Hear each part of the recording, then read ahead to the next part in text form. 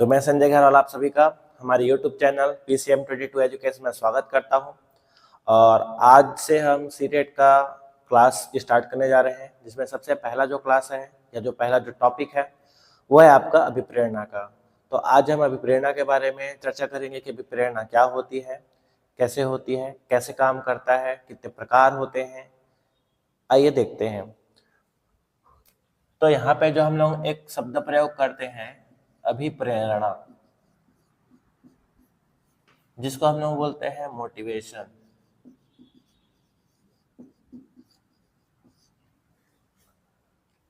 तो ये जो मोटिवेशन है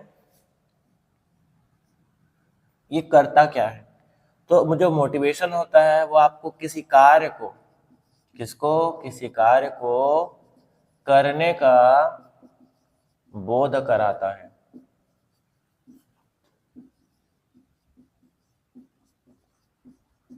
किसी कार्य को करने का बोध कराता है तो उसको हम लोग क्या कहते हैं? अभिप्रेरणा। जैसे कि यहाँ पे हम कोई एग्जाम्पल देखते हैं। जैसे हमें भूख लगती है, क्या लगती है? हमें भूख लगती है। भूख लगती है तो हम कहाँ जाते हैं? भोजन करने के लिए। हमारा मन भोजन ढूंढने लगता है, हमारा मन करता है कि कुछ भी मिल जाए और उसको खा लें। तो कहने का मतलब देखो, यहाँ पे जो अभिप्रेरणा है वो अभिप्रेरणा आपको क्या की? यहाँ पे किसी कार्य को करने के लिए प्रेरित की। कौन से कार्य को करने के लिए प्रेरित किया? आपको भोजन कि आपको खाना खाना है, यहाँ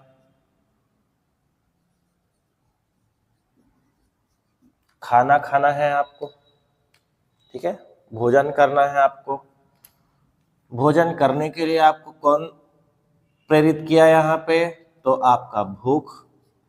यदि आपको भूख नहीं लगता तो आप भोजन नहीं करते, ठीक है। तो कहने का मतलब है कि अभिप्रेरणा क्या होती है? जो आपको किसी कार्य को करने का बोध कराता है। तो यहाँ पे कार्य क्या है? यहाँ पे भोजन या खाना खाना। और आपको बोध कैसे पता चलेगा? जब बोध कैसे कराएगा? जब आपको भूख लगेगी। तो यहाँ पर देखिए, जो भूख है इस भूख को बोलते हैं आपका अभिप्रेरक। अभिप्रेरक जिसने आपको क्या किया? अभिप्रेरित किया। क्या करने के लिए अभिप्रेरित किया? आपको भोजन करने के लिए। तो आपको दोनों समझ में आ गया कि अभिप्रेरणा क्या होती है, अभिप्रेरक क्या होता है।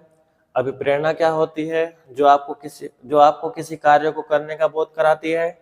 और अभिप्रेरक क्या होता है? जिसके द्वारा आपका वो कार्य होता है, या जिसके द्वारा वो कार्य आपको करने की इच्छा होती है या मन होती है, या जिससे आपको उससे प्रेरित होता है। तो इसको हम लोग क्या कहेंगे वहां पे? अभिप्रेरक। तो अभिप्रेरक में क्या है? आपका भूख है, इसमें आपका क्या आता है? आपका प्यास आता है, इसमें आपका और क्या आता है? आपका नींद आता है, इसमें आपका और क्या आता है? आपका काम आता है। तो ये सब क्या है? आपके अभिप्रेरक हैं, जो आपको क्या करते हैं? अभिप्रेरित करते हैं। क्या करने के लिए? किसी कार्य को करने के लिए। अब हम जानते हैं इसके अर्थ के बारे में कि अभिप्रेरणा का अर्थ क्या है, वहां पे वो किससे किससे मिलकर के बना है, उसको देखते हैं। अब हम लोग देखते हैं कि अभिप्रेरणा का अर्थ क्या होता है।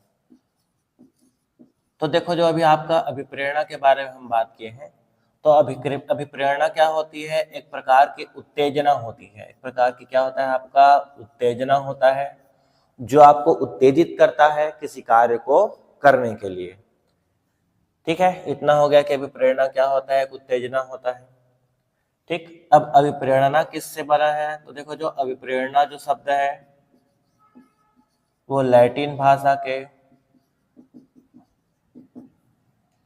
ठीक है, जो अभिप्रेरणा जो शब्द है वो लैटिन भाषा के मोटम से बना है।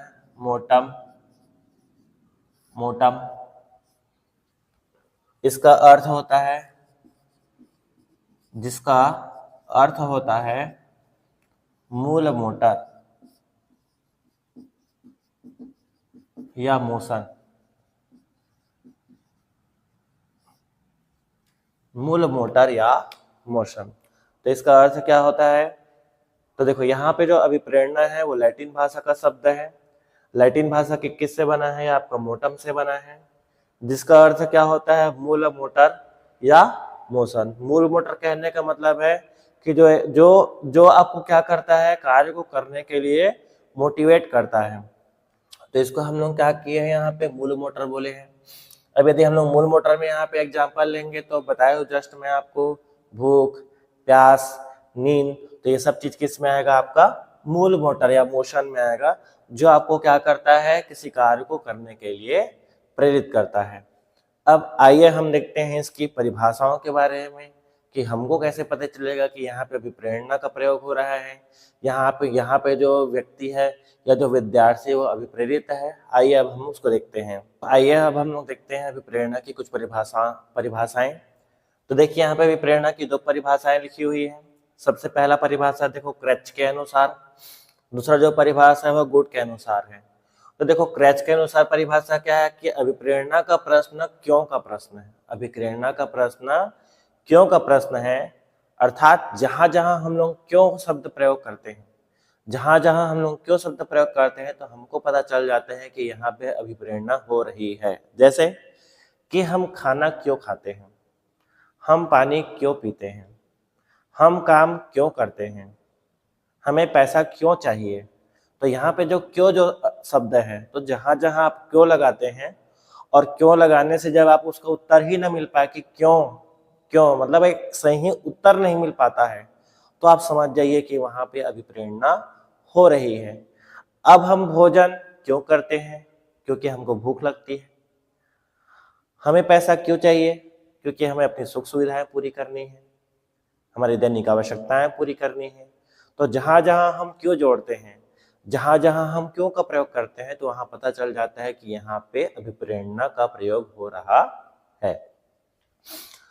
इसके बाद देखिए गुड के अनुसार क्या कहा गया है इसमें कि अभिप्रेरणा किसी कार्य को शुरू करने, जारी रखने व नियमित बनाए रखने की प्रक्रिया है।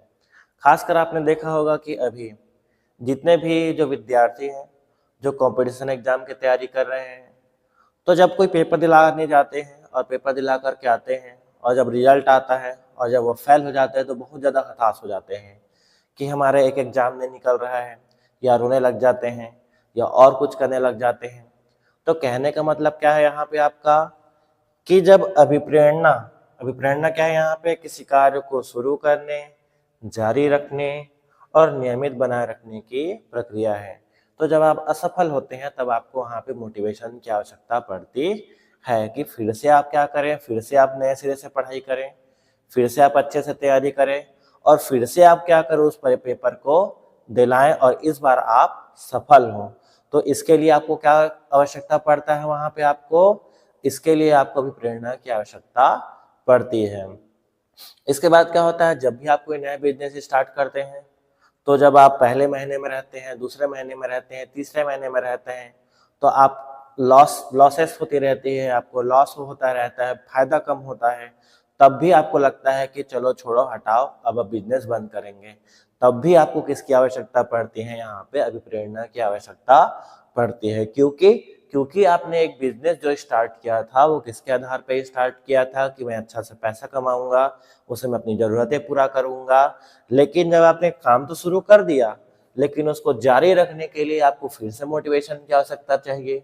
इसके बाद आपको नियमित बनाए रखने के लिए, कहने का मतलब है कि जब से आपने कार्य को आरंभ किया है तब से लेकर के जब तक आपका कार्य खत्म नहीं हो जाता तब तक मोटिवेशन, आपकी अभिप्रेरणा कार्य करती रहती है। तो देखिए यहाँ 2 परिभाषाएं दी है, यहाँ पे एक क्रैच के अनुसार और एक गुड के अनुसार। क्रैच के अनुसार जो परिभाषा दी उसमें बोला है कि क्यों का प्रश्न है, और गुड के जो अनुसार जो परिभाषा दी गई है उसमें बोला है कि किसी कार्य को शुरू करने, जारी रखने और नियमित बनाए रखने की प्रक्रिया है। तो ये 2 परिभाषाएं आपको याद करनी है। परिभाषा में आपको परिभाषा पूरा नहीं याद करना है, आपको बस याद रखना है कि क्रैच ने क्या कहा है, कि क्रैच ने कहा है कि वो क्यों का प्रश्न है।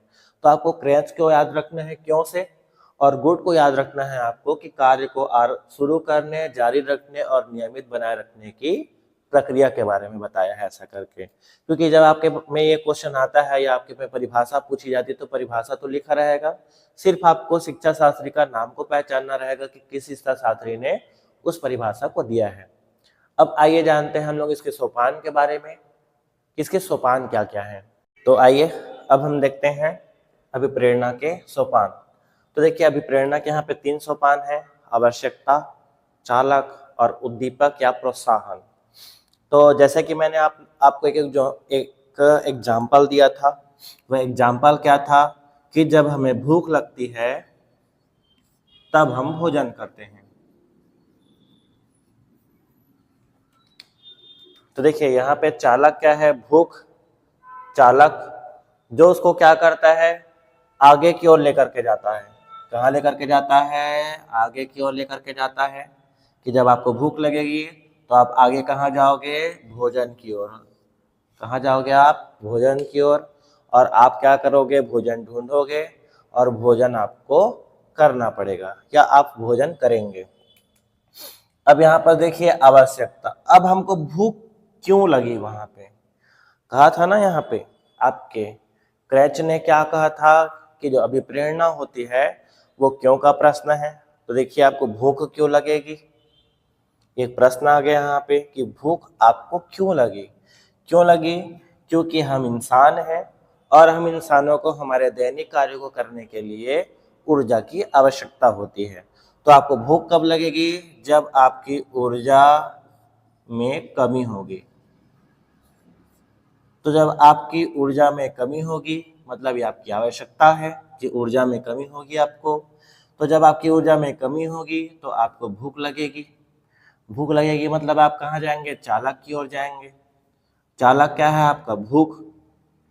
जब आपको भूख लगेगी तब आप कहाँ जाएंगे, उद्दीपक की ओर, क्योंकि आपको ये तो उद्दीप्त कर रहा है कि मेरे को भूख लग रही है, मेरे को भोजन खाना है करके।